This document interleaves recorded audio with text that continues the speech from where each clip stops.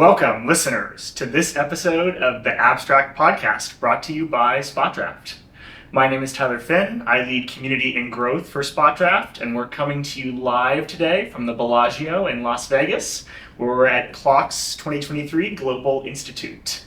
I'm very lucky to have my friend, David Lancelot, on the podcast today. Thanks for being here, David. Thank you for having me, Tyler. I want to get started by just giving you a little bit of background on David and his career as an in-house lawyer. He started his career as a GC of a fintech startup in London. We're going to talk about a few stories from that time together, followed by a stint at Baker McKinsey, then as GC of QVC UK. He also spent a year at Amazon in the UK and then 10 years at eBay as VP and global head of legal to the eBay's classified business, where he had wide remit, advising the executive team on international expansion, compliance, M&A, a few stories about deals there probably to talk about too, while building and managing a team of 25. In addition to being a business person with legal skills, as he likes to say, David's a lovely person, a very avid cyclist, father, husband, attorney, and as we found out yesterday when he was kind enough to moderate our panel, an excellent public speaker. That's very kind. Why don't we kick off by going back to the beginning? You worked at a tech company in London. Sounds like there were some interesting investors involved, at least sure. One famous one. Yep. How did that set you on your path to being a legal leader? Yeah. So I showed up in London, went to University of Florida for law school, and because I have a British background, I have a British passport, I was able to go to London and work. Went to London, did a few sort of, document management gigs at law firms like we all have to, and then ended up getting a role at a company called Magix, which was funded by NatWest Bank and Intertrust, both of which exist still. And with venture capital from Goldman Sachs and an investment from Paul McCartney. I've heard of that guy. Yeah. So we had about £40 million in funding from Goldman and £1 million from Paul. The business was intended to allow media companies to encrypt content and sell it safely over the new internet, right? So this is in 2001. Unfortunately, this thing called Napster came along. So the business didn't really work out, but it was a really interesting, education in becoming the lawyer for a startup, very early in my career. And as I told you, the partner from the big, they call it the Magic Circle in the UK, right? The top tier law firms. The partner from the Magic Circle firm, who was supposed to be the general counsel of this hot new startup in the dot-com boom, literally did not show up for work. He literally was like, "This is too risky. I'm not doing it."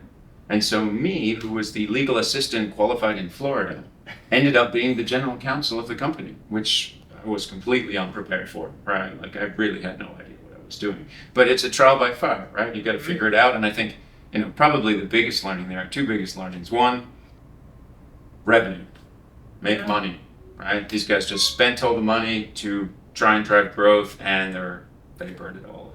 And that was the end of that. But also, I had a really wise ex-consultant who I worked with there, and he said, "This is a great place to learn how not to run a company." Mm-hmm. And I took that forward forever, right? You can learn from both sides of the coin.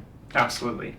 Good business and bad business, lessons in both. Yes. Did you know that you wanted to work in tech at that point? Was that a very intentional move for you? Yeah. No, I mean, it seems like a long time ago now, right? Like in 1999, I was taking technology transactions classes at the University of Florida's law school. Mm-hmm. So I had always wanted to be in that sector, and it was super nascent.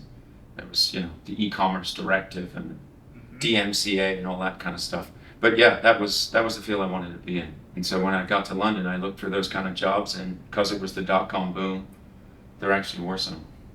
They were probably very lucky to have you. You went. I learned a lot. You then went and took on some more responsibility as GC at QVC. Yep. Well-run business. Tell us a little bit about having to grow into that role. Because of the dot-com crash, I ended up going back to school, and I did an LLM in technology law at the University of London, which was fantastic, super practical, met some great people, including a partner from Baker McKenzie, who brought me into Baker for a year. In their technology practice pretty much crashed because of the dot-com crash. Sure. All the partners went on sabbatical and all the associates left. Yep. And all the trainees, which I technically was, didn't have anywhere to go except out the door. So I went back out the door and sort of walked the streets, found a contractor role at a company called QVC, which everybody in the States knows. But like outside of the US, it's not as big a brand, right? Quality, value, and convenience, it's a huge television shopping brand.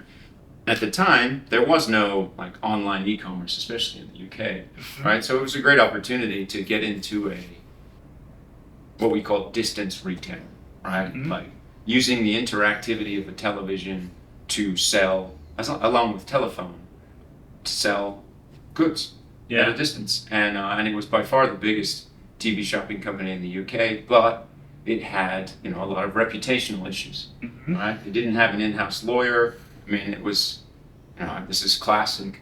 All of the senior execs had their own lawyers, right? Outside counsel.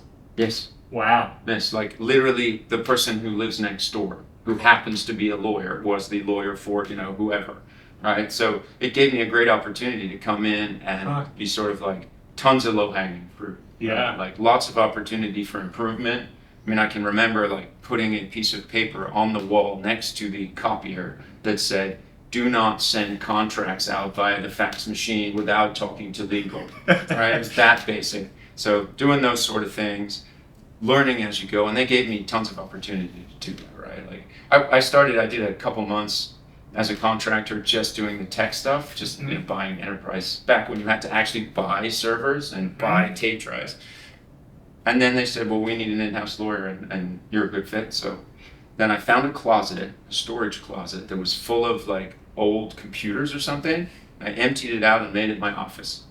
That's incredible. And I sat in there for the next 5 years. But it was an awesome spot. It was inside the shipping teams kind of area. So I wasn't, with some kind of administrative, legal, whatever function, right? I was deep in the business. I think from that, I get my whole sense of a couple things. Sense of like embedded with the business, right? You're a business person first, with all of your legal training, background, way of thinking. But I got that there, as well as a sense for, QVC had, I wouldn't be surprised if it was the same now, but they had a fantastic culture. Really, really fantastic culture. And I think it had something to do with, you got to be humble to work in TV shopping. Yeah.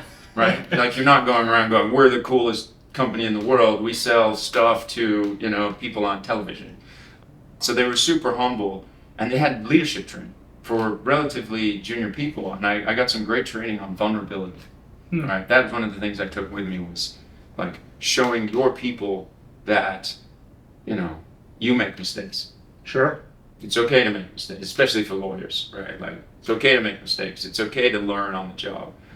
I've got your back, that sort of stuff.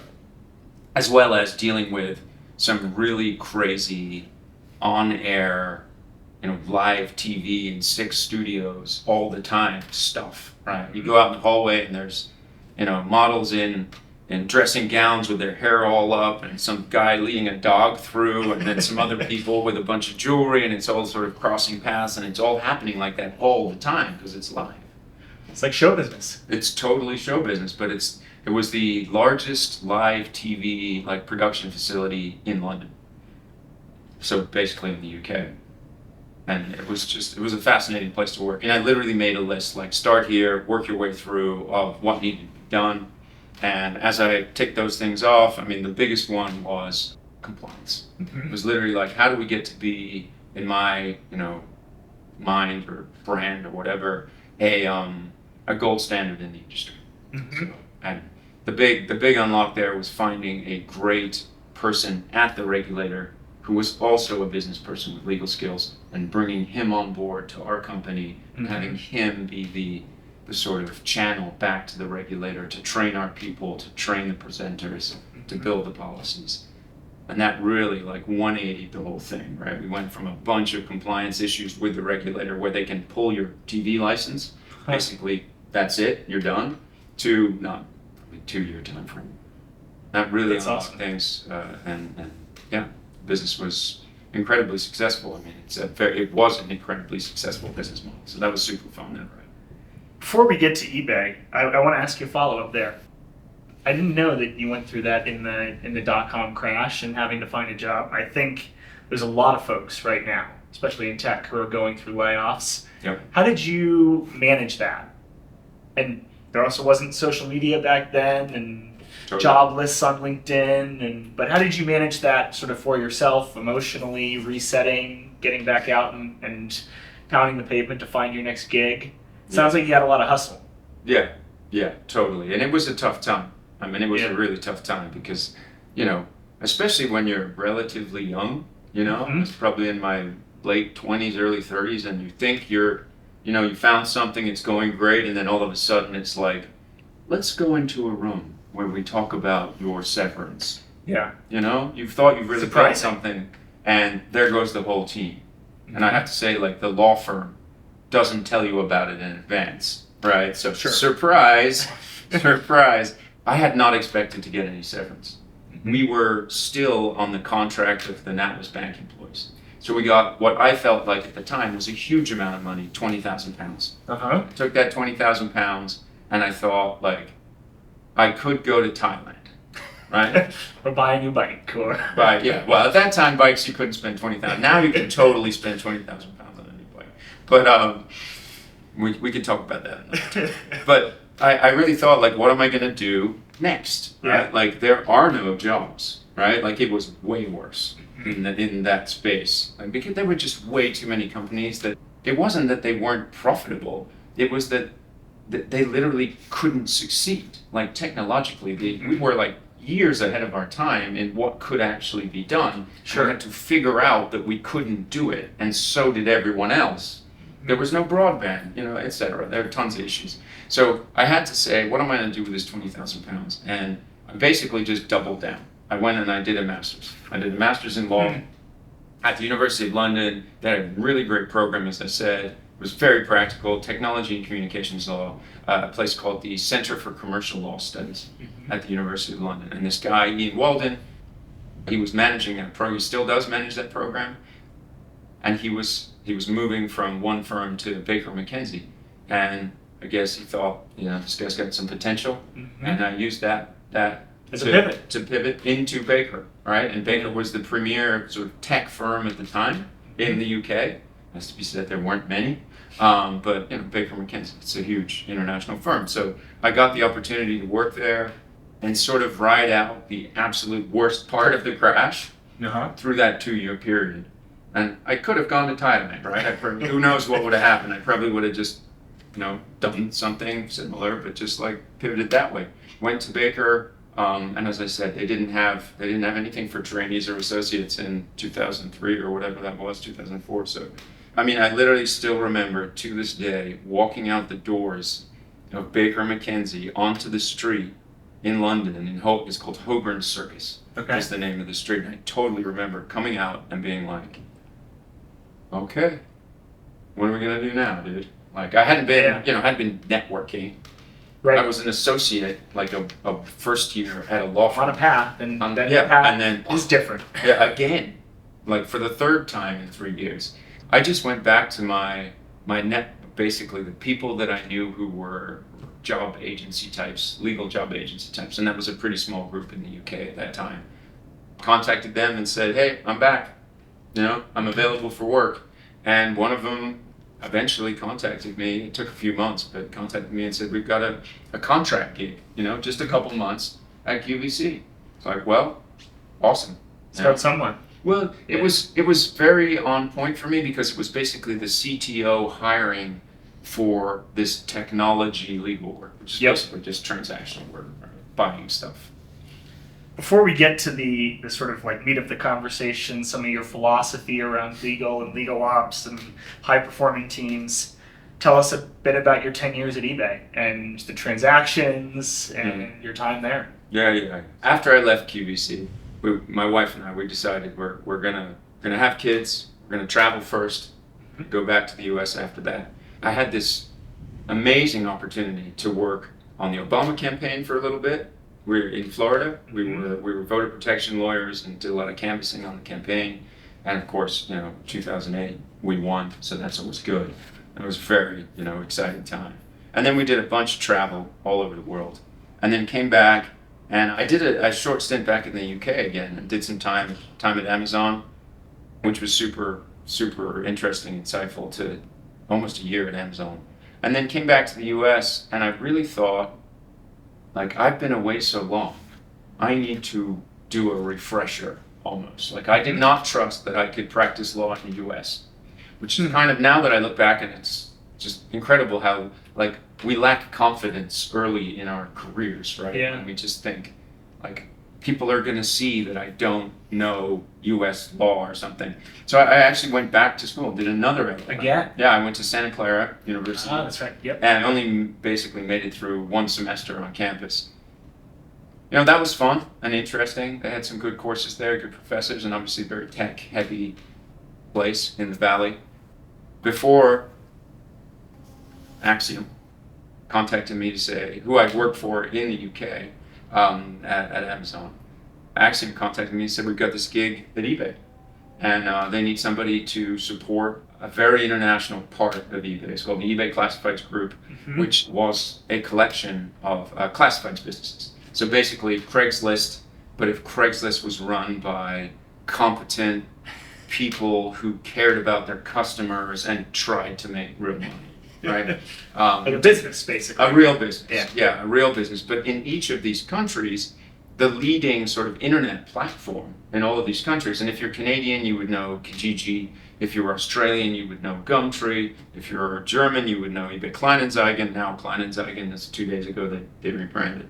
But like in each of those countries, these are places where like millions and millions and millions of people do pretty much everything that you do on the internet that's not transaction, right? So everything that used to happen in the back of the newspaper happens on classifieds.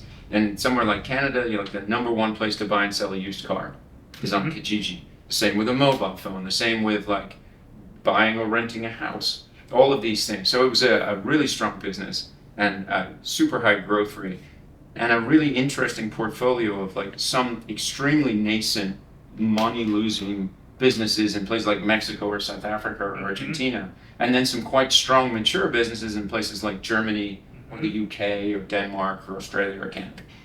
And then some really speculative stuff that never even got off the ground, along with a whole raft of like M&A, just constant M&A. Like, do we want to buy a vertical in like the boats vertical, right? to plug into our autos business kind of thing. Or do we want to buy property horizontal or vertical in some country somewhere in the world? So it was a really interesting business and almost entirely outside the United States. So ironically, right, I go and I study US law because I'm worried about that. And I end up in a job that's almost entirely outside the US, right? And I got an incredible education in like, privacy law in South Africa, employment law in Singapore, etc., right? German, dealing with German regulators can be quite challenging, etc. So it was super interesting business. And they didn't really have legal support, certainly in market, right? They have very limited legal support in market.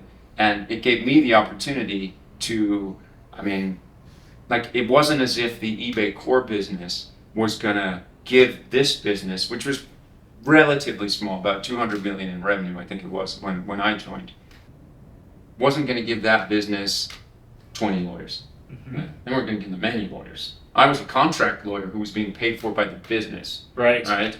So I had to, first of all, prove my value enough that they would hire me full time. Yep. Right? Which I did.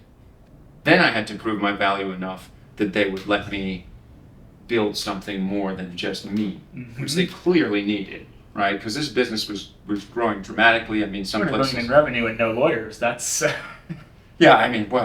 It was the same. It's always amazes me that the companies, because they're just not advised by their law firms that it's better to have somebody in-house who really understands the business and really embedded with the leadership team, because it's not in the best interests of the law firm, right? So I proved my value at one level, and then I had to prove it again to basically the leadership team and the leader of a part of the business, right? At that time, it was the emerging markets part of the business, and had some very challenging times there because like doing business in Mexico, South Africa, Argentina, maybe going into different parts of Asia, pulling out of some parts of Asia, like all of that is a very challenging environment.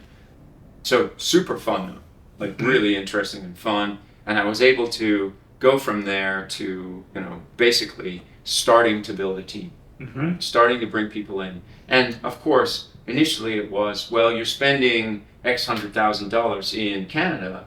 How about we cut that in half and I bring someone in, right? And then actually more like cut it by, this guy's super hard worker in Canada, Ben, and he'd probably cut the external counsel fees by at least 80%.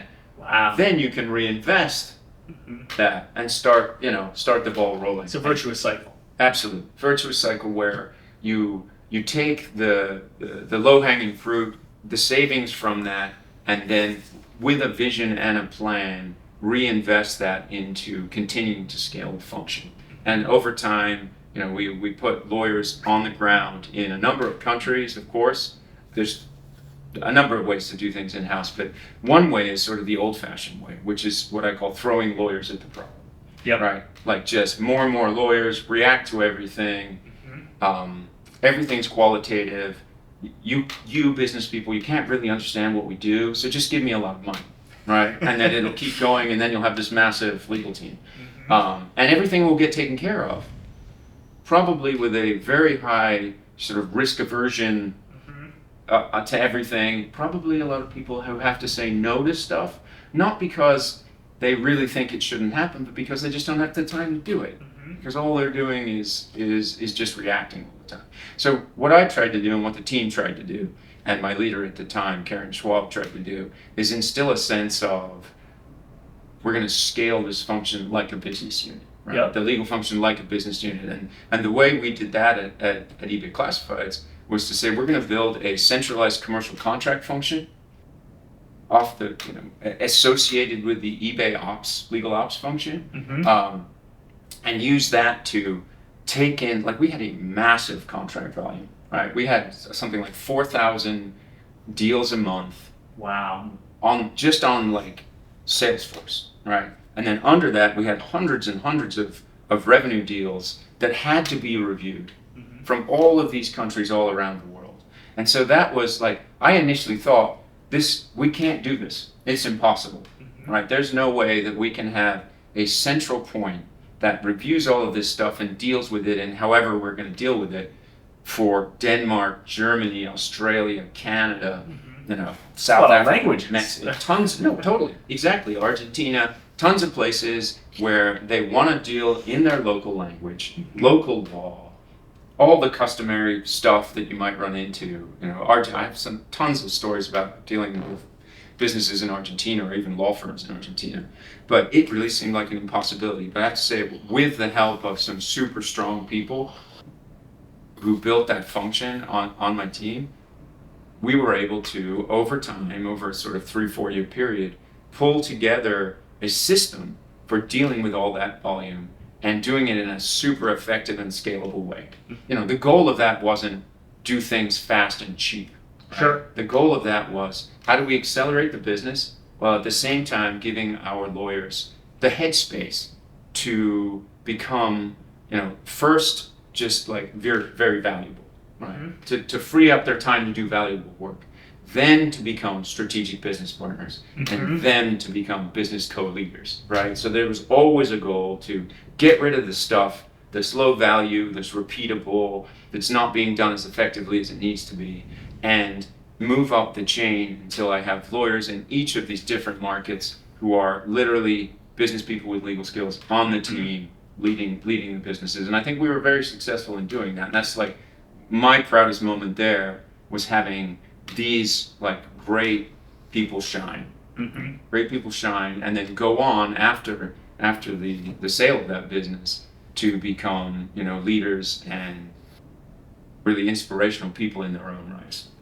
You went 0 to 25. That's pretty impressive. I I've never been a fan, especially after the last couple years, of like people numbers equals growth, or is a positive thing, right? I mean, I'm sure you've had the same where companies would come to you and be like, we've got 50 people now and we're going to go to 100 by the end of the year. And you're like, that actually might be concerning. That's actually a bad thing, right? Because what I want to hear about is revenue, because back to 2001, right? Yeah. Like, it's great that you've got a lot of people. At the company Magics in London, where I did my first gig, they let me choose the desks. And they were sweet desks, right? Some of them were glass. They looked really cool. Get some air-on chairs, too. Oh, yeah, totally. Air-on chairs. That was very expensive. And we weren't making any money, right? We were just blowing money all over the place. And we didn't even know what to do. Don't do that. It's got to be sustainable. It's got to, well, so I like to think of it as, like, we were really managing the business's resources in the most effective way, right? As business leaders, we're business co-leaders who happen to have a legal skill set and are managing a function like a business unit. And so I would build trust with the CFO, which we talked a lot about at the conference. Building trust with the CFO through, quantitative metrics, right? Like really understanding what's moving the needle for the business, and in a lot of cases, contracts, right? Like getting deals done, getting them done effectively, not wasting time on stuff like, NDAs, etc., MSAs that are repeatable, that you don't need lawyers to look at if you put the right processes in place, and then you have their backs for in case anything goes wrong, which it generally doesn't. Doing that such that you can then say, okay, hey CFO, we really manage our resources properly, whether that's time, people, money, technology, whatever, risk. We manage our resources well. So what we'd like to do going forward strategically, here's the vision. We're going to build out this function. I need some people in Berlin now to help with that, right? Because we've gotten to a stage where all of the English language stuff that we could push, and that's including like basically saying to Danish customers, we're going to do business in English, right? We know you guys speak English better than we do. So don't try and force us to do Danish language contracts. It's totally not necessary. And it will speed up all our processes, right? So then super efficient process. But then you get to the point where there's some countries where you just have to do local language, right? Like you're not going to be able to convince Germans or Japanese or Chinese, right, to operate in English just because you do. So then you need resources on the ground, lawyers on the ground who can operate in German. And that was a huge unlock for us because we had so much volume in Germany. Our two biggest businesses were in Germany. That, took us from, 40-50% to 60 to 80% of the total volume was totally centralized, going into this, contract funnel, getting dealt with the right resources, and, being efficiently implemented and managed. We're here at Clock. We've been talking about legal ops for the past couple of days. Indeed. You have a philosophy or a view that every high-performing legal team needs an engine room. Absolutely. Can you tell us about what the engine room is? Sure. Who the engine room is, maybe? Yeah, for sure. And what it does for legal and for the rest of the business? Yeah.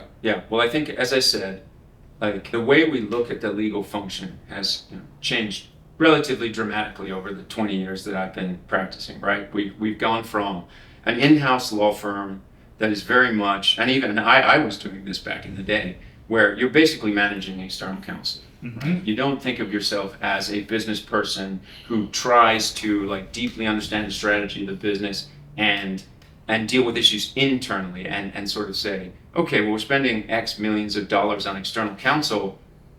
That balance is not right.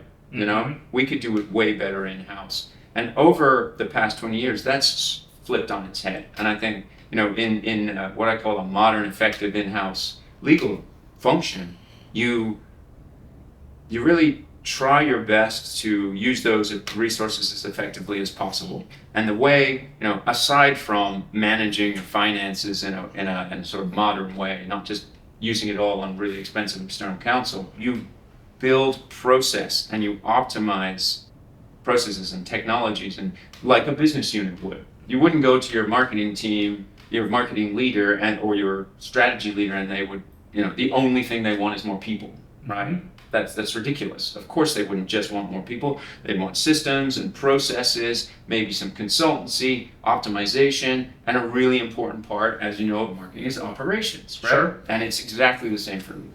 The engine room of the legal function is legal operations. And it really adds an enormous amount of value to have something that can deal with so many parts of what we do as in-house lawyers in a way that is scalable. Right? Scalable. It's not, oh, well, we need another lawyer to do more marketing review, right? Don't do that. Like, build a process, build a workflow, have a contract management system that's more and more intelligent over time that somebody else takes care of, right? That's integrated into your all of your business processes. Turn over the relationship from the lawyer who has to manage the relationship every single day. Of course you want them to have a strong relationship with their business people, but turn over the option for the legal intake to a system and an operations team that is in most cases vastly better at doing that kind of work, right, than lawyers. It's different. Yeah. Different work. It's totally different work, and it's not something lawyers are generally trained to do. Unfortunately, I think that needs to change, and I'm working on that too. As you know, I'm doing some law school stuff to try and work on that. But for the moment, most lawyers aren't operational experts. Right? They're not project managers. They don't have that kind of training. And if you bring people in that can do that and build a function to do that, there's enormous benefits. And I think the key benefit, as I said before, it's not about just saving money and doing things faster. It's about giving your in-house legal team the opportunity to have some headspace so they can think about vision, mission, strategy, context, product, and become really great business co-leaders. And all of that together, both the ops and the strategic guidance can accelerate a business in a way that the old school way of doing things, by just throwing lawyers at the problem so they react to everything that comes in, they burn themselves out, the business doesn't like them because they slow things down. Totally different game, right? Like, we want to be the business people with legal skills. That sounds like a lot of change. How do you bring business stakeholders who should really like this along with you? And also, importantly, how do you bring legal leaders, other lawyers on your team along with you too? Because it's going to mean change for them as well. Absolutely, yeah. And of course, we talked a lot about this yesterday at the conference, but I think that there's totally two sides to the coin to that change. Both sides involve trust. I think that the common thread there is building trust with other people, right, in the business, and whether that's the lawyers or the business people. I had the real honor and I guess luck to have some really strong business leaders at eBay Classifieds who and QVC. I mean, they gave me the opportunity to build something which was relatively innovative, an approach to lawyering that was relatively innovative. And so I built trust with quantitative, factual reporting to finance, strategy, and the CEO, as well as just working my butt off. Yeah. Right. Like, we're proving your value, getting your seat at the table, owning your seat at the table. Doing that requires an enormous amount of effort, and lawyers, that's easy for lawyers to do, right? That's all we do. We actually need to ramp that down, right? And be like, okay, working as hard as you can all the time leads to burnout. Yes. And it doesn't lead to effective management and acceleration of a business. So doing that, having a vision, going to your business leaders and saying, here's the metrics, here's the numbers, right? Here's the financial outlook here. Here's how it aligns with our strategy, right? Our business strategy, really understanding that strategy and where we want to go. I think another thing is, like, to build trust with business people, just enthusiasm. Yeah. Right? Like, just straight up enthusiasm about the product, right? Whatever you're doing, this is really cool. This is really interesting. Yes, I've read the report on the competitive situation. Yeah. How can I know more? Can I come to the meeting? Great, come to the meeting. Of course, you can't do that many times because you don't have time, right? Sure. Because you're spending way too much time doing boring, repeatable, soul-destroying work, right? And so it's true. Part of the vision and the journey is, how do we get rid of that so we can do more of this, right? Partnering with the business and really enjoying the wins, and the losses, right? Learning from the losses and enjoying the wins. And then building trust on the, so then the other side of the coin is, okay, you've built enough trust with the business so that they will let you, either spend more. From my perspective, it's usually just invest in a different way, right? So you're talking about like, do we want to hire X more lawyers or spend X more on external counsel, or do we want to bring in a legal operations leader, right? Someone who's relatively senior. You always want to hire people smarter than you, right? Somebody who knows better than you about the problem you're trying to tackle. So bringing in that ops leader, reinvesting in that, and then going to your team, right, and saying, like, the way I always set it up is, this isn't about, and there's always fear.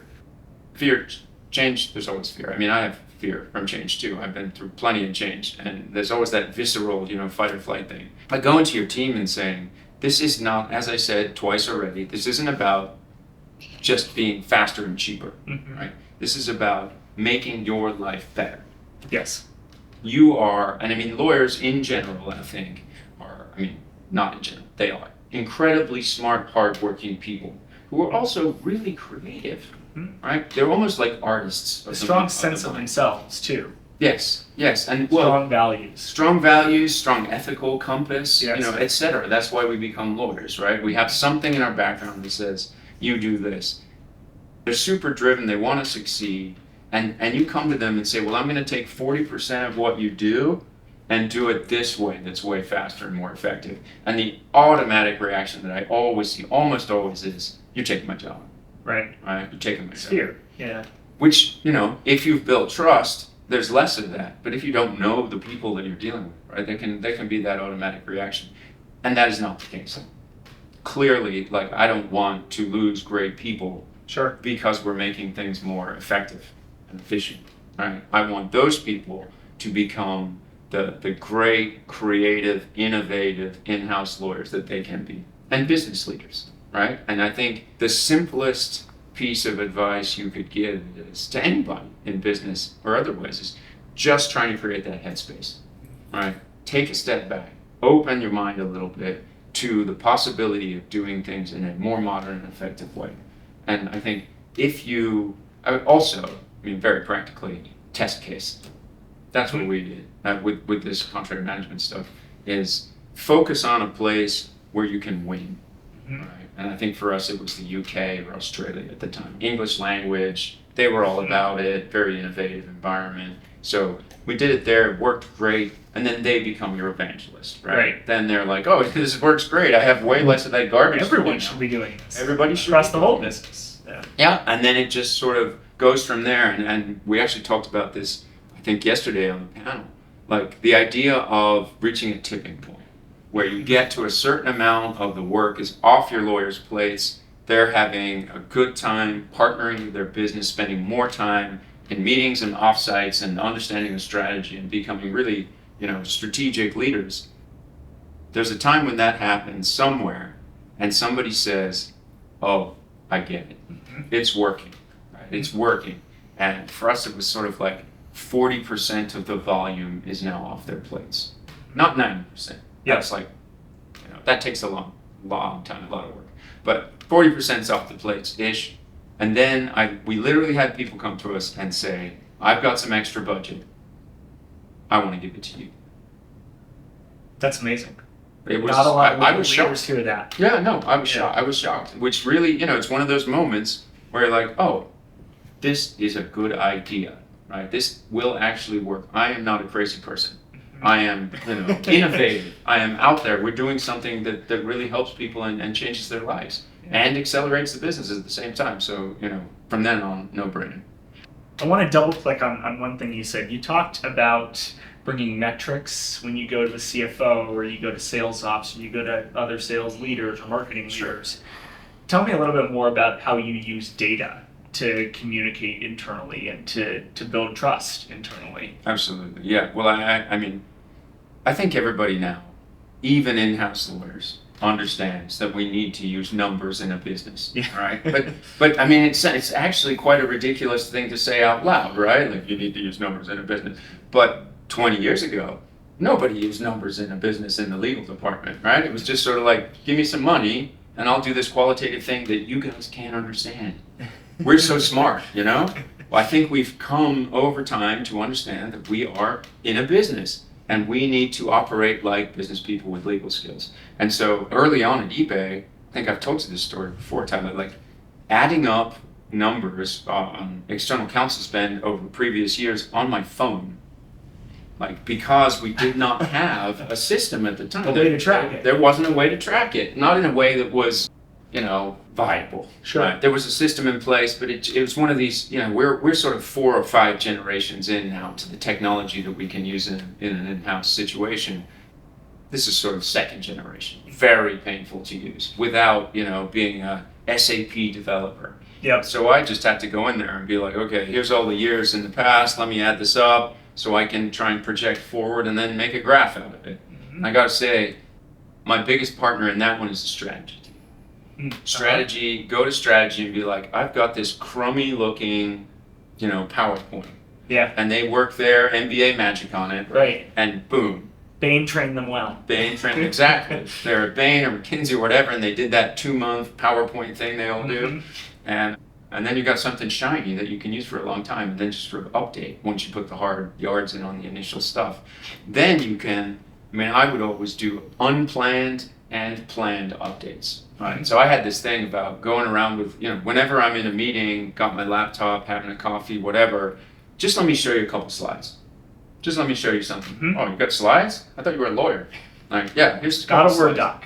Yeah, not a Word, no, exactly. Not a PDF, 36 pages where the conclusion's at the end, right? And then you have to send it back to the law firm to say, do this over. But like, open the laptop and just show them the update. It's like, here's a graph, very easy to understand.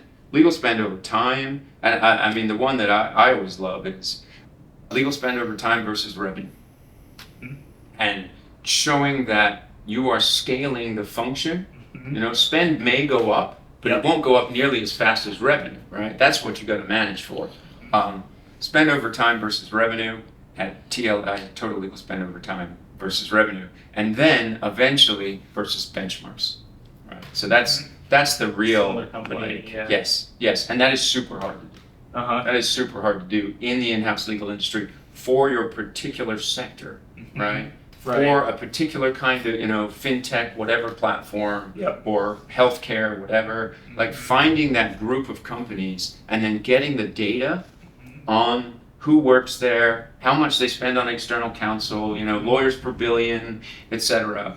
Like that's tough to do.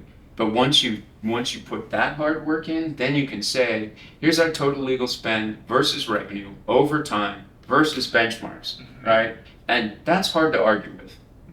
That's the kind of thing that makes your CFO smile. Absolutely. Like, this guy is really trying. Gets it. He may not be as good with this as my head of strategy. Yeah. But he's doing his best to show that he is managing the resources of this business in the most effective way. So when he comes to me on that quarterly cycle or biannual cycle or whatever it is, with an ask for a number that for most businesses is a rounding error compared to like the marketing team, right? Marketing team needs a couple $100 million and you're like, can I get like 100,000 to set up a team in Germany? Yes, you can. And you may have to wait till the end of the year when they haven't been able to hire every single product developer they wanted to hire. And you might get, that leftover headcount, but you still get it, right? And then you build and you prove and you build and you prove. I want to start to wrap up by asking you about the future. Where you think legal is headed, where you think legal ops is headed. Sure. You didn't say this, but you brought up a sort of provocative idea of potentially GCs in the future reporting into a head of legal ops or a legal ops, an operations leader. Yeah. Tell us where you think the function's headed. Sure. Yeah, well, I think as the legal operations is even more nascent in its development than the in-house legal function. Right? Legal ops didn't exist as a profession 15 years ago. It is now a relatively well-formed sort of group of responsibilities, but it's still, in many places, not as respected as it should be, right? And it's not as senior as it should be. And it's almost like in-house legal, just a little bit earlier in its development, where there's no training even. There's no like clear, this is what you should be doing as a legal operations leader.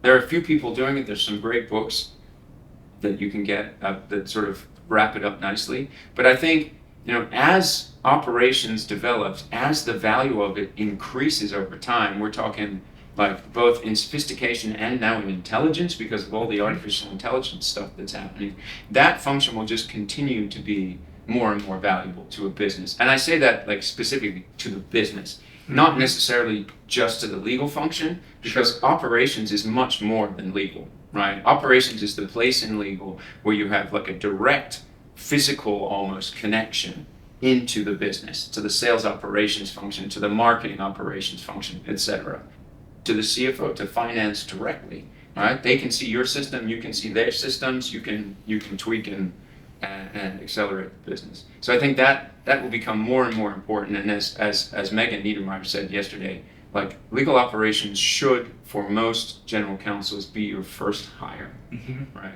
You should have some form of operations as early as possible as you can in a modern, effective in-house legal function. Yeah. And then the quote about ops leaders managing the general counsel. I heard that from the CEO of a legal tech business in the last week, and I can't say I agree completely with the quote. Having been a general counsel or whatever. Sure. But I really like the idea of sort of just like changing the mind. Like nobody'd ever said that to me before. Yeah. Right? I love that. It's disruptive, right? And I think the legal tech space and the innovation around legal operations is the most disruptive and innovative part of the in-house legal sort of sector at the moment. So I just love the fact that people would say to my face, right? Yep. You imagine in the old days coming to a general counsel being like, well, you should report to the ops person. Like, but now we see plenty of lawyers reporting to COOs of businesses, right?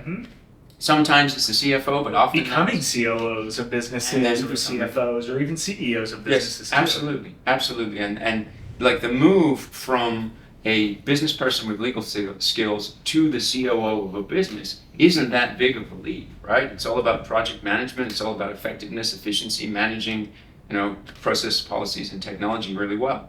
And so I think there's definitely something to the fact that it's not so much that the general counsel reports to the ops leader, but the person who does the job of leading legal function. Leadership is the key skill, right? And that's business leadership. And business leadership is a lot of operations.